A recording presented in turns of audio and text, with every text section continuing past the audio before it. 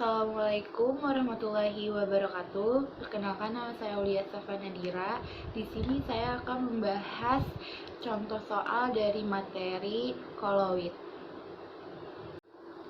Soal yang pertama, berikut adalah fenomena dalam kehidupan sehari-hari yang berkaitan dengan koloid. Pernyataan yang benar adalah A. Efek Tyndall, fenomena penjernihan air menggunakan tawas. Yang B. Dialisis, fenomena proses cuci darah. Yang C. Koagulasi langit pada pagi hari berwarna jingga. Yang D. Elektrolisis dengan fenomena pembersihan asap pabrik dengan pesawat Chotrel.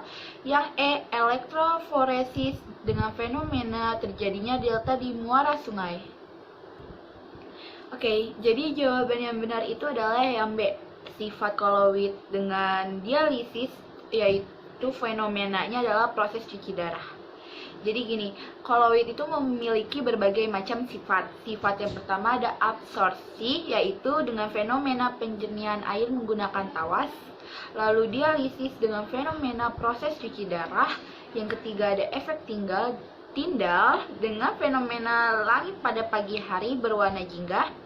Yang keempat ada elektroforesis dengan fenomena pembersihan asap pabrik dengan pesawat Chotrel.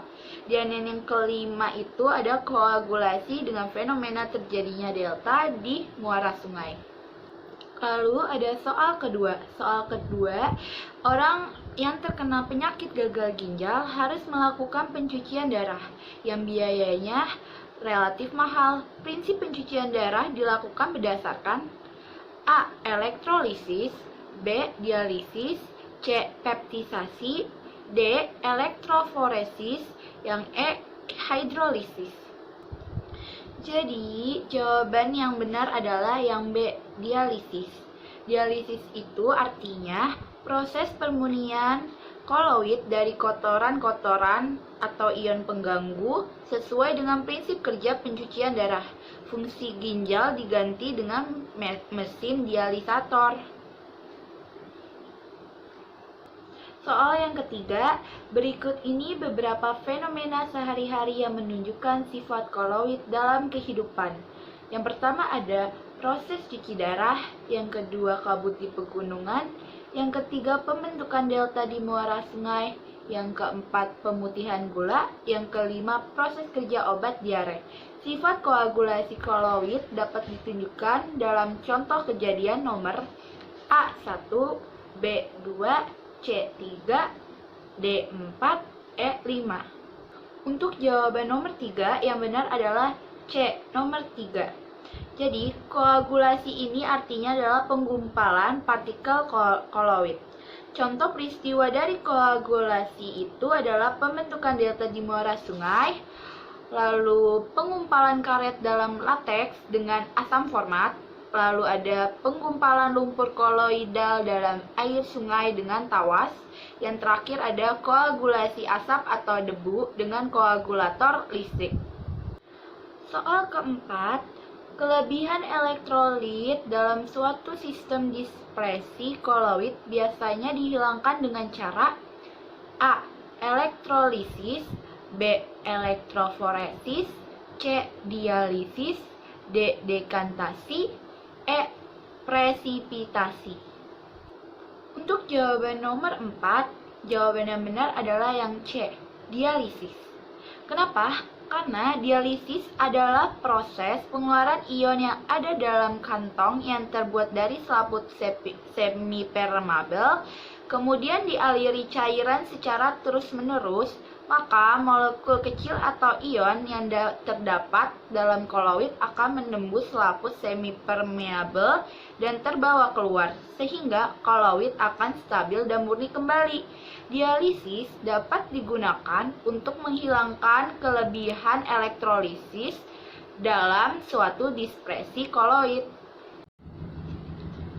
Oke, jadi ada soal nomor 5. Proses elektrodialisis yang dilakukan terhadap larutan koloid bertujuan untuk A. Memisahkan partikel-partikel koloid, B. Mengendapkan partikel-partikel koloid, C. Mengukur dimensi partikel koloid, D. Membuang kelebihan ion-ion elektrolit dari larutan koloid. Yang E. Bukan salah satu di atas. Untuk jawaban nomor 5, yang benar itu adalah D. Membuang kelebihan ion-ion elektrolit dari larutan koloid. Jadi, elektrodialisis ini adalah proses pemisahan dengan menggunakan membran penukar kation di mana ion berpindah dari larutan yang satu ke larutan lainnya melalui membran tersebut karena adanya perbedaan tegangan listrik. Jadi, elektrodialisis bertujuan untuk membuang kelebihan ion-ion dari larutan koloid. Soal yang terakhir, sistem koloid yang fase terdispersinya padat dan medium pendispersinya gas adalah A. Asap, B. Kabut, C. Gabus, D. Buih sabun, yang E. Batu apung. Jawaban yang benar itu adalah yang A. Asap. Jadi, yang fase terdispersinya padat dan medium pendispersinya gas itu adalah asap. Sedangkan kabut, fase terdispersinya itu adalah cair dan medium pendispersinya gas. Kalau gabus, fase terdispersinya itu adalah gas dan medium pendispersinya adalah padat.